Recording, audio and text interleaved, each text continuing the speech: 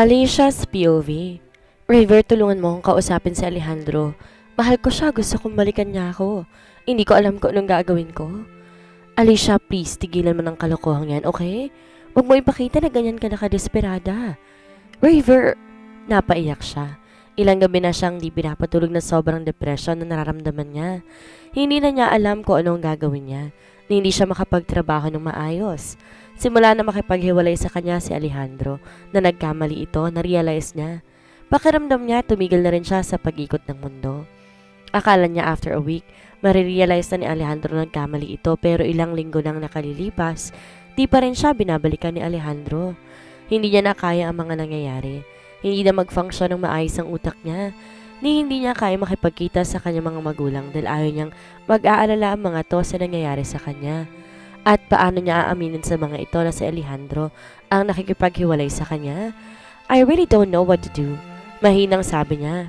Buong buhay ko nasanay ako nakaplano na ang lahat sa akin. Kaya hindi ko alam kung paano ko paayusin ang buhay ko. Alicia, hindi mo po pwedeng kontrolin ang damdamin ng isang tao. Hindi mo pwedeng pilitin si Alejandro sa isang bagay na ayaw niya. Sinasabi mo lang yan dahil gusto mong maging tayo. Singhal niya rito. May pait sa mga labing napangiti si River. Sa palagay mo, mapipilit kitang mahalin ako kung ayaw mo naman sa akin? Tanong nito sa kanya. Napahikbi siya. Sinasabi ko to sa'yo dahil gusto kong magising ka sa katotohanan, Alicia. Tigilan mo ng kahibangan mo kay Alejandro. Hayaan mo muna siya maging masaya sa buhay na gusto niya. Kagaya na ng hinayaan sila.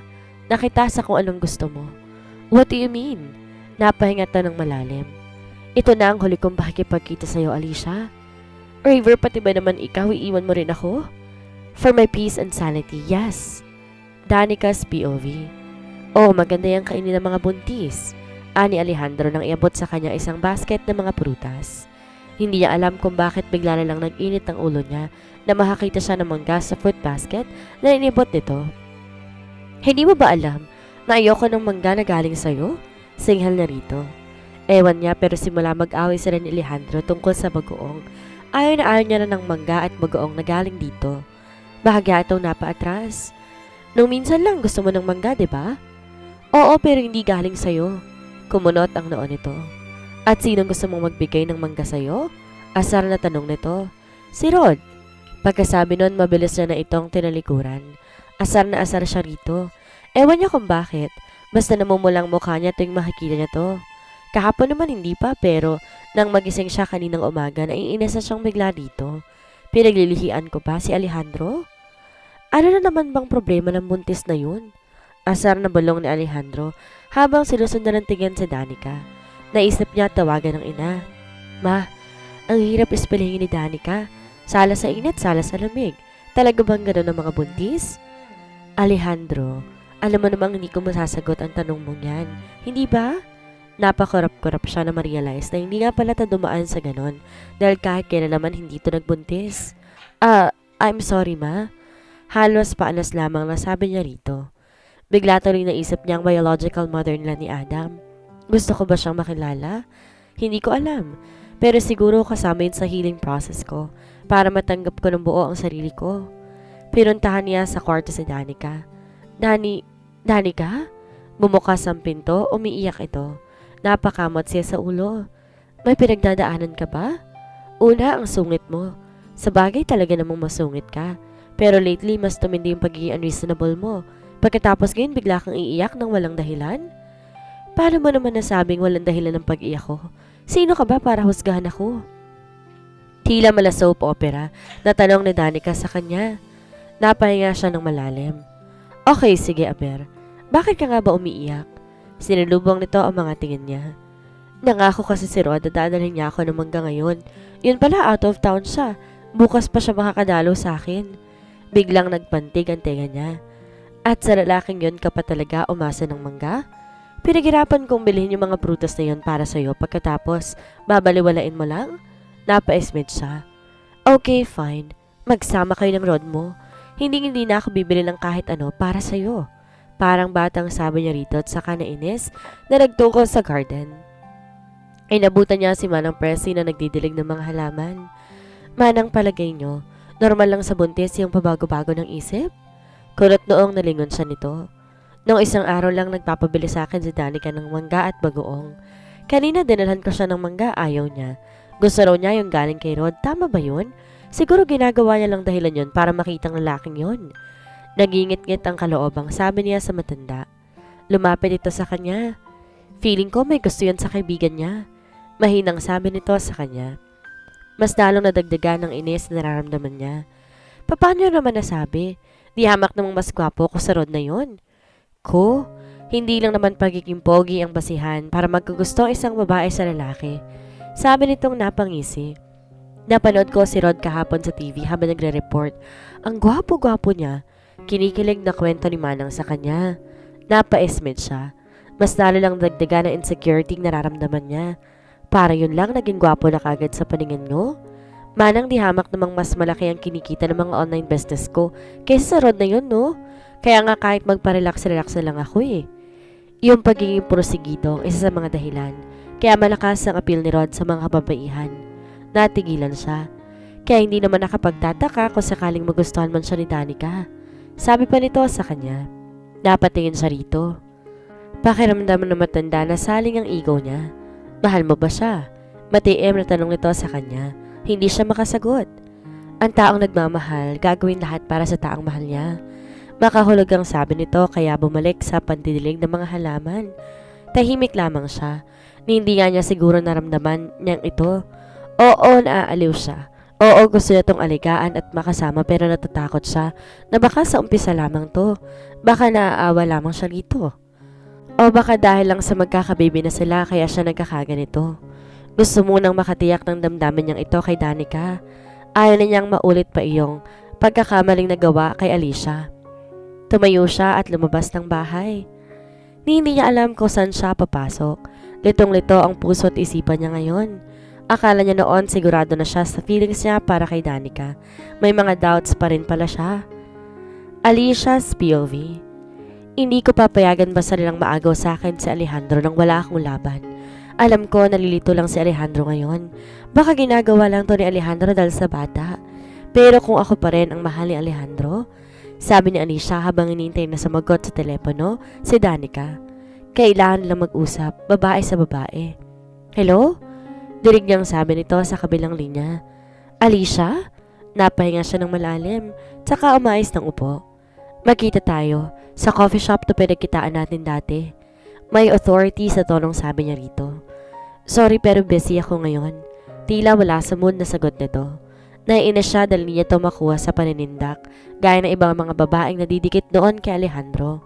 Kung matapang siya, pakiramdam niya, mas matapang sa kanya si Danica at handa itong lumaban. Bagay na mas lalo niyang kinaiinisan dito.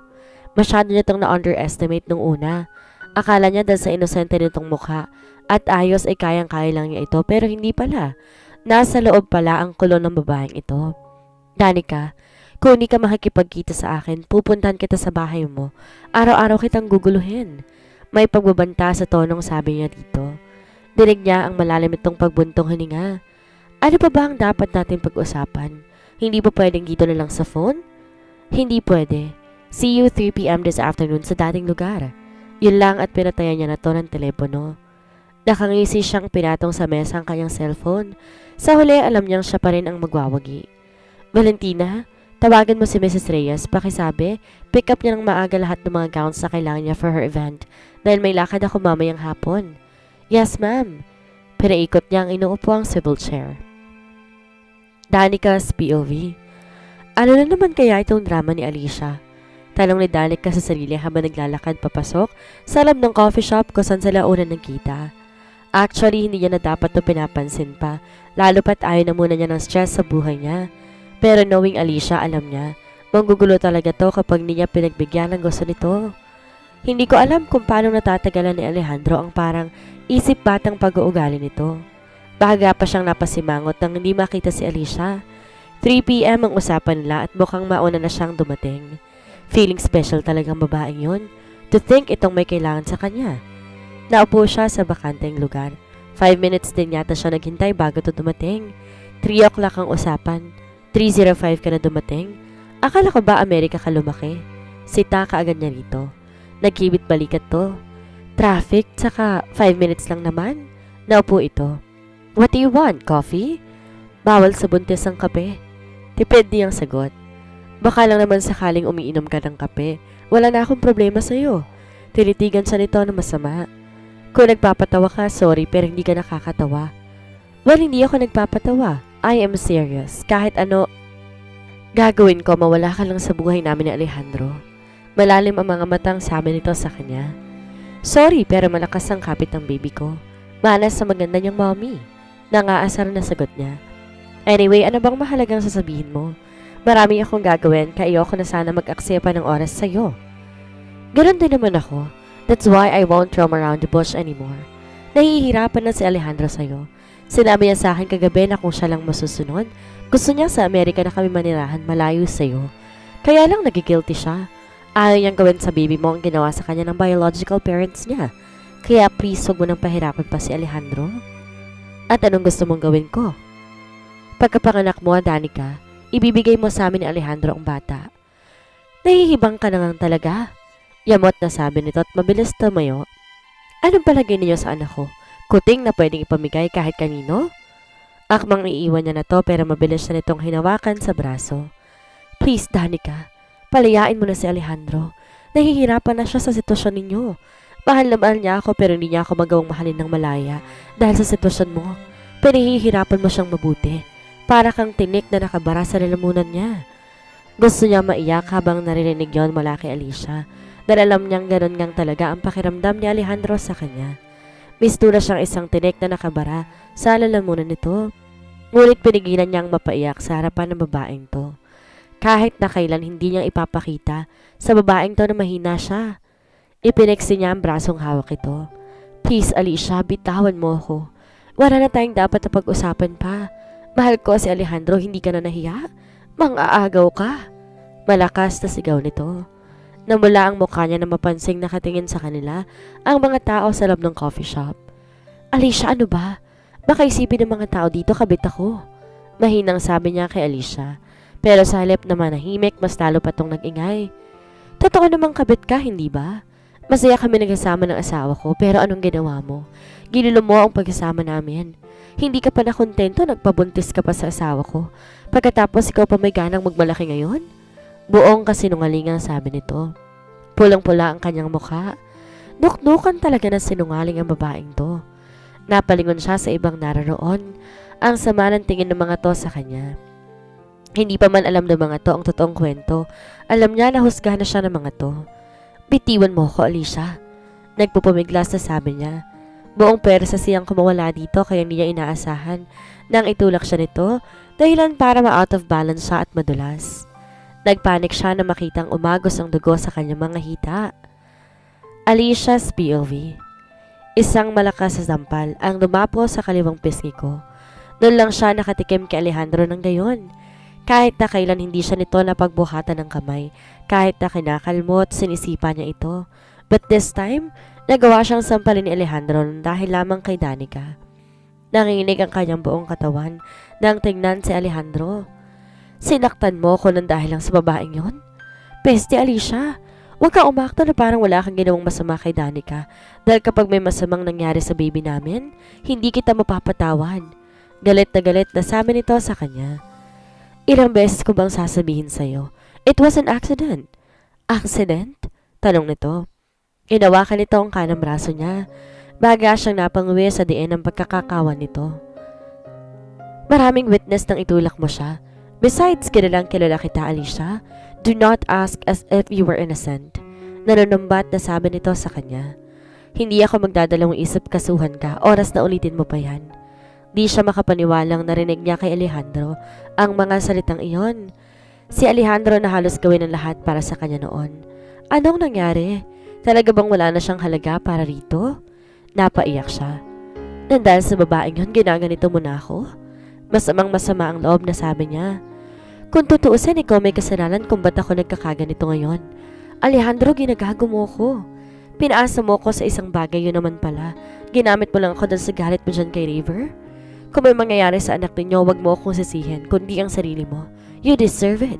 Wala kang kwentang tao. Wala kang kwentang lalaki. Sigaw niya rito. Pinagpapalo niya to sa balikat. Peste ka, Alejandro. And yet, mahal na mahal pa rin niya si Alejandro. Kailan pa ba siya naging ganito kahibang pagdating sa pag-ibig? Ano ba ang nakita niya sa lalaking to na hindi niya makita sa ibang mga lalaking nakikilala niya?